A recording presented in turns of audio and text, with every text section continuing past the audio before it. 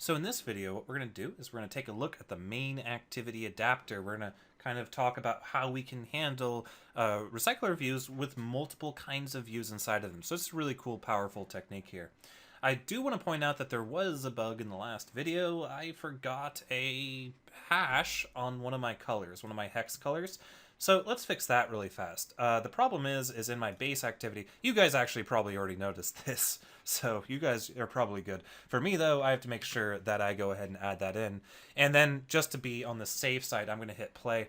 I guess also I can show you what it looks like so far. And it's really, I guess I can just show you how the swipe refresh looks. So watch how I can pull down, and then we see it pulls down, it sits there, and it goes away. Now, obviously, there aren't any, nothing's displaying yet because we haven't implemented our adapter, but you can see that the swipe to refresh does work, and it does stick around for a second, which means that the service calls are actually working. But enough of that. Let's go ahead and talk about the main activity adapter. So how do we support multiple view types in a recycler view? Now it's interesting because this is very similar, or if not almost identical, to how you would do this inside of a list view. And it is a bit of a challenge, unfortunately. It's a non-trivial thing, and I fully expect people to write their own wrappers around adapters to make this easier for their own purposes. But in this particular instance, because I want to show you guys how this kind of works under the hood, we'll go ahead and write this adapter to just support these three view types: the header, a message, and a contact request. Now, before I go on and talk about how we do this, I want to define a couple constants that we're going to be needing later.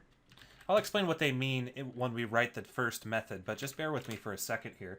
I'm going to do a private static final int view type message equals 1, private static final int view type contact request equals 2, and private static final int view type header equals 3. Now, what these are and what they do will become very apparent when I talk about the next method we'll be implementing. The next method we'll be implementing actually isn't one of these three methods that are required by the recycler view. It turns out that there's another method that we have to override that's optional, because it's only used when you have different view types. So let's go ahead and do that. What I'm going to do is I'm going to hit Alt Insert, and I'm going to do Overriding Members, and I'm going to grab the Get Item View Type. So Get Item View Type right there. Now this is the most important method for supporting multiple types. Its sole responsibility is to accept a position and return an arbitrary integer. Now that arbitrary integer is what view type this current item has. And this is used in the recycler view to know how to recycle views. Let's say we have, so you guys know how the recycler view, its whole purpose is it takes a view that you have, it'll inflate it, and then it'll hand it back to you while you're scrolling, so that you only have X amount of views instantiated at a given time. That's why it's called the recycler view. But obviously, if we have a message view and we try to send it into something that's expecting to populate a header, you would run into a problem that they're not compatible view types. So the item view type is how it goes about actually knowing what items to recycle. And you'll also notice that, for example, the onCreate view holder gets an int view type as a parameter. So that's really cool. So you can kind of see that on the onCreate view holder, we can determine which view holder to create based off the view type. And the view type comes from the get item view type here. So how are we going to implement this? Because it's not just a matter of choosing between a contact request and a message, because we also have the headers to worry about. And the headers, I want to be shown and hidden if there are or are not items in that element. So this logic is very, very important. It's also very important to have it be relatively performant. It's really important you don't do anything super crazy here as far as performance goes, because unlike the onCreate view holder method, this method is going to be invoked a lot. So make sure that you keep things relatively snappy, a couple of arithmetic operations. So what I'm going to do here is I'm just going to write out the logic. So I'm going to say if contact requests dot size is greater than 0. So if we have contact requests, then I'm going to say if position is 0, return view type header. Right? So let's say I'm going to write a comment out here so you guys can see where I'm going with this. So we have our header view, which is displaying incoming contact requests. And that's one item in our list view. And then we have a contact request from user 1, and then we have a bunch of other from user 2 and 3 and 4, and then we have another header for another list item, which is messages. And then we might have a message 1, 2, 3, 4. And now all of these items need a position inside of the recycler view for it to understand it. So this will be position 2, or 0, sorry. I don't know how I got 2 out of 0. And these will be each subsequent thing. So we have 4, 5, 6, 7, 8, 9. So how do I know which view type to return? So you can see here, if we have contact requests, the first item is always going to be a header.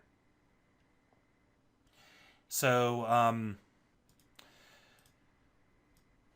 that's what I'm doing here. If our contact request size is greater than 0, return a header. And notice that if it's not 0, I just want to move on to the next block. But I'll go through a couple more examples after I write this code out a little bit.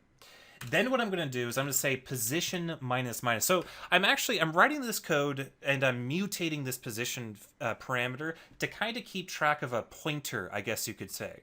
See, on this line of code right here, the pointer, quote unquote, is pointing at this, right? So 0 for the list view is right now the header, the first item.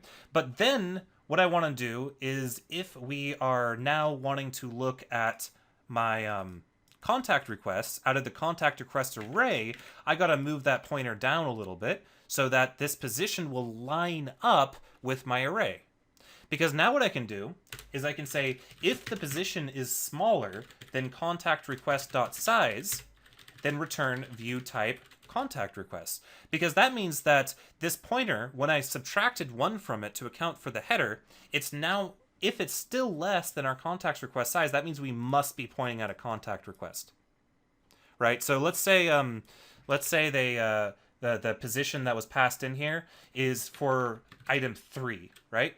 So our pointer is looking at that right there, and or it's for position 3, item 3.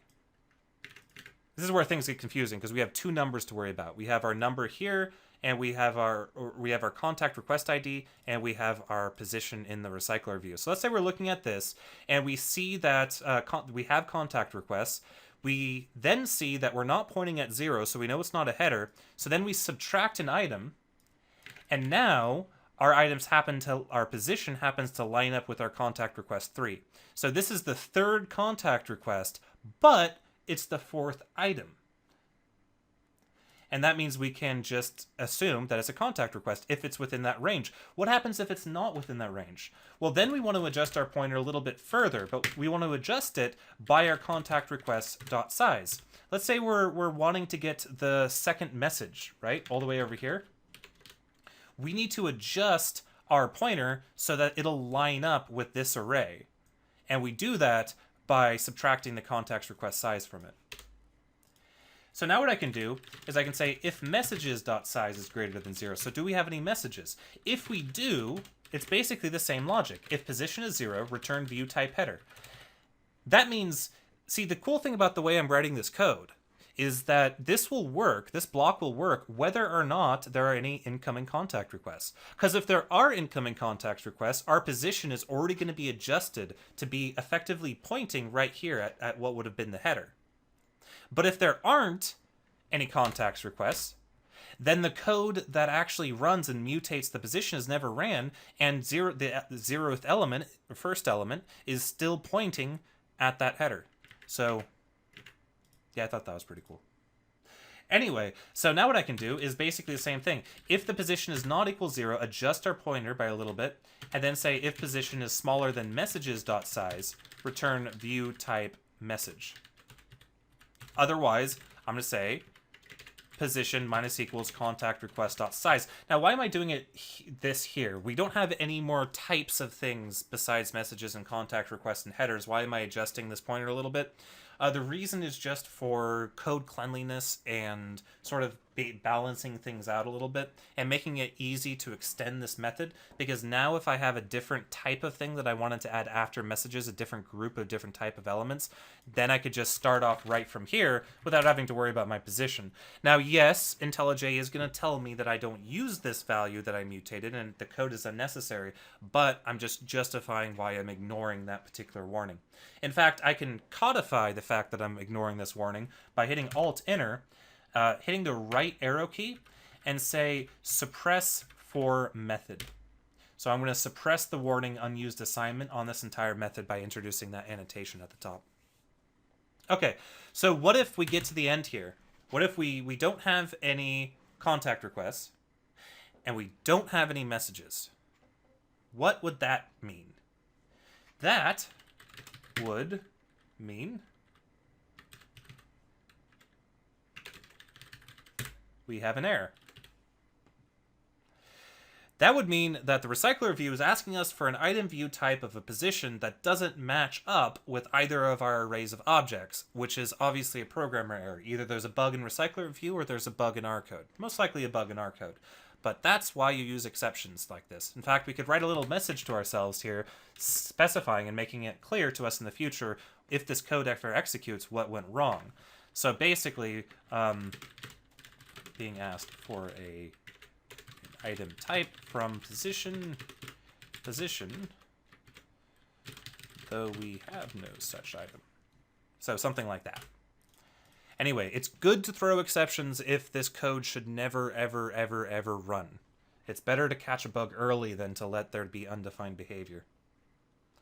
But anyway, so that's that. Like I said, this is the most important method of this class, and it's also the most mind-bending, because I already had trouble explaining how this whole thing works, where we have these two sets of numbers. We have the item in the recycler view, but we also have the item as it relates to our individual arrays. I think this solution, this code, I think I'm rather happy with it. I'm happy with its symmetry, and I'm happy with its potential for extensibility. But anyway, that's our getItemViewType. type. So now that we're specifying different view types, how do we use it? Well, the first place that you would be concerning yourself with is going to be the onCreateViewHolder. Now for this, what I'm going to do is I'm just going to write some if statements. So I'll just go ahead and say if viewType. Now remember, viewType is what's returned by that getItemViewType. If viewType is a viewType message, then what I'm going to do is I'm going to say final message viewholder equals new message viewholder. Now remember, this one takes a view, not an inflator, so I do have to go ahead and say inflator.inflate, passing in r.layout.list item message parent and false.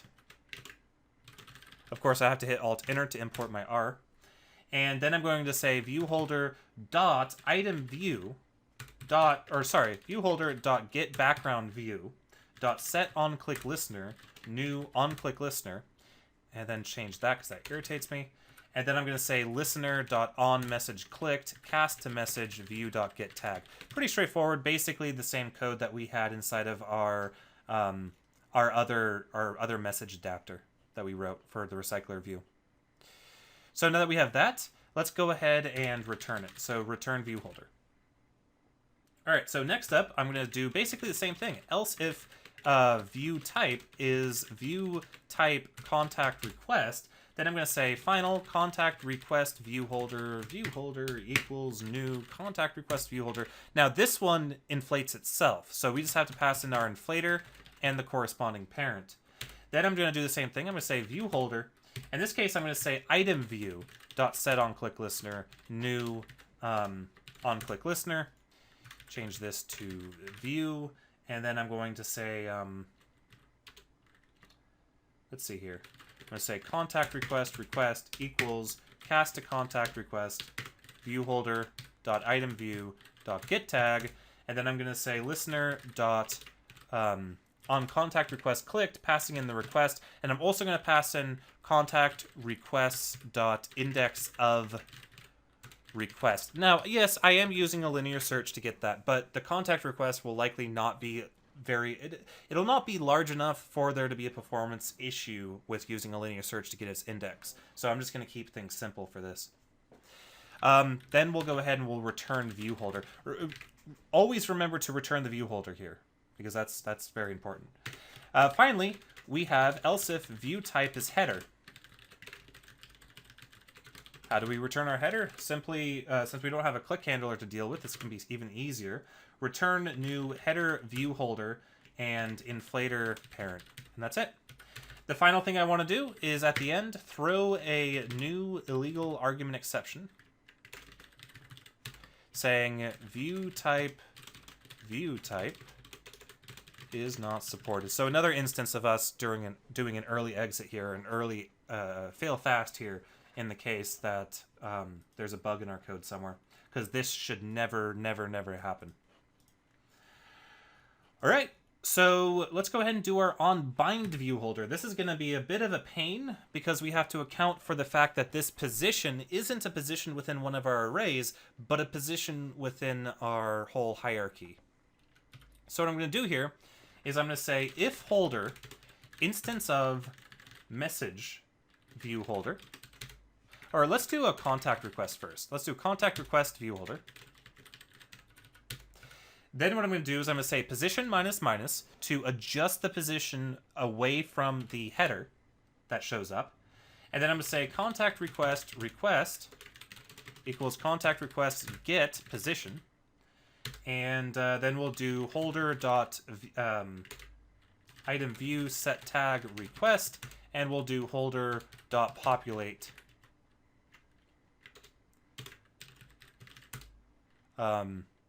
activity request. Now you see that it actually did do a cast for me there. It casted it into a contact request view holder, which is exactly what you need to have this code work. It did it automatically. That was really cool. All I had to do was type in holder.populate and hit enter, and then it just magically knew that that was what I wanted. Probably inferring from the fact that I already am covered in a if instance of there. Next up, I'll do else if holder instance of message view holder. And if we're in a message view holder, we first need to adjust our position. So I'm going to subtract 1 for the header, but then what I'm going to do is I'm going to say else if contact request dot size is greater than 0. So if we have contact requests that are sitting before our messages, we have to adjust our position further. So I'm going to say position equals position minus 1 minus contact requests dot size. I'm not going to use a position plus equals or position minus equals here, even though I certainly could, because I find it really confusing when you do a position minus equals, but then you have 2 operands on the other side that you have to combine through addition. Otherwise, yeah, it's because of the order of operations. Because otherwise I'd have to do this. Position minus equals 1 plus contact request dot size, because of the order of operations, and that looks really weird. I don't like it at all. I don't know. It's a style thing. So anyway, now that we have our position properly adjusted, I can say message equals messages get position, and then I can go ahead and say holder dot item view set tag. Well, whoops, we don't even need to do that. We need to do holder dot get background view, which I am going to go ahead and alias this view holder out into a message view holder. Bear with me for a second. Message view holder equals cast to message view holder. View holder, or just holder, I guess the name of that parameter. Then I'm going to say view holder dot background set tag to message, and then I'm going to say view holder dot populate activity and message. All right. Finally, I'm going to say if holder instance of header view holder. Now, how would we do this? Basically, it's actually really easy. I'm going to alias it out first into a header view holder. So I'm going to say view holder equals cast to header view holder. No, come on. Holder. And then I'm going to go ahead and say if the position is 0 and the contact request.size is greater than 0, then viewholder.populate received contact requests. Otherwise, viewholder populate received messages. So pretty straightforward. All we need to do is see if the position is 0 and we have contact request. That means we must be looking at the received contact request header, and we'll set its text to that. Otherwise, that means we're looking at the received messages header. All right, and then finally at the end, I'm going to do an else, a final else, and I'm going to say throw new argument exception. And I'm going to say cannot populate holder of type, and I'm going to pass in holder.getClass.getName. So, yeah. Now the last thing we need to do is our item count. So how do we calculate our item count? Well, pretty straightforward. I'm going to start off with int count equals 0. I'm going to say if we have contact requests, so if contact request size is greater than 0, then count plus equals 1 plus contact request size, right? Because if we have contact requests, we need all of our contact requests plus the header. And then I'm going to say if messages size is greater than 0, then count plus equals 1 plus messages size. Then finally, I'm going to return count. And that's it.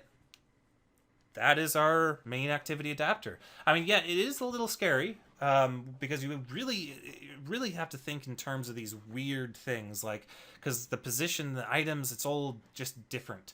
But once you get your head around it, you can write this kind of code fairly effectively, or you could just use a library that supports, makes this stuff working with this stuff a whole lot easier, or write your own.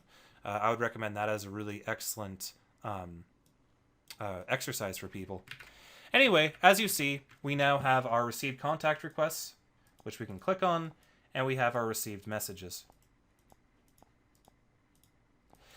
All right, the last thing I want to do in this video is, now that we've talked about how recycler views work with the item positions, what I want to do is I want to go ahead and make this code work with our grid layout manager. Now, why would a grid layout manager be a problem? Because remember how we created a grid layout manager for our received messages or our sent messages for tablets only? Now, why would it be any more difficult to do with this particular example? Well, I'll show you guys. If I could select the right device, I would show you guys. So let's pop open our Nexus 7 here. So this is our awesome little tablet. And let's go ahead and log in, I guess. Oh, right. I haven't actually set up the grid layout manager yet. My bad. Let's jump into main activity first and actually set that code up. So here at the top of onYura create, on the line of code that we have recycler view.setLayoutManager, I'm going to say if is tablet, do this, and then I'll wrap this guy in an else. If it's a tablet, I'm going to say grid layout manager equals new grid layout manager, and I'm going to pass in this as the context and 2 as the span count, and then I'm going to say recycler view dot set layout manager manager. Now imagine what you think the problem might be with what I just did.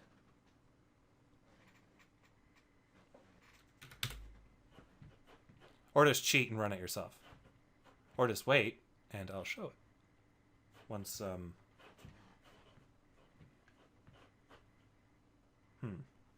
Oh, you're right there. Derp. Okay. You see the problem? Our headers are being treated as if they were items, which means they are not spanning across the row, which is just really looks bad. What we want to have happen is we want these headers to span the entire row. So we can do that by actually doing some modification on the grid layout manager. So what I'm going to do is I'm going to say manager dot set span size lookup, and I'm going to say new span size lookup and hit enter. Now what this has is this is anonymous inner type, and it has one method on it, get span size into position, and that's simply responsible for returning how many columns, what the call span is of a particular item at a particular position.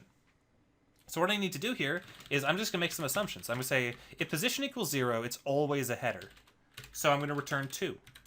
Otherwise, if our contact request.size is greater than 0 and the position equals our contact request size plus 1, then return 2. That means that this is the messages header if we had contact requests. Otherwise, return the default of 1. So if you want to take a look at that code, go ahead and pause the video. Otherwise, I'm just going to go ahead and hit play here, show you guys how that shows up. So yeah, it's really simple code to make that fixed, but you really have to understand the positioning before you can write that code. But once you get the positioning, you can now have properly col-spanned headers. So yeah, that's basically what I wanted for my main activity as far as its layout goes. Now we still need some functionality that we're going to write here pretty shortly in the next video, but for now we have it displaying all the information that I want it to display. And I guess also just for testing, I'm going to go ahead and enable the dummy webcam real fast. And I'm going to hit the take picture button, and as you see, it jumps all the way into our new message activity. And I can hit back, and I get back to my main activity. All right, I think that's just about wraps up what I wanted to do in this video, and we'll see you guys in the next one.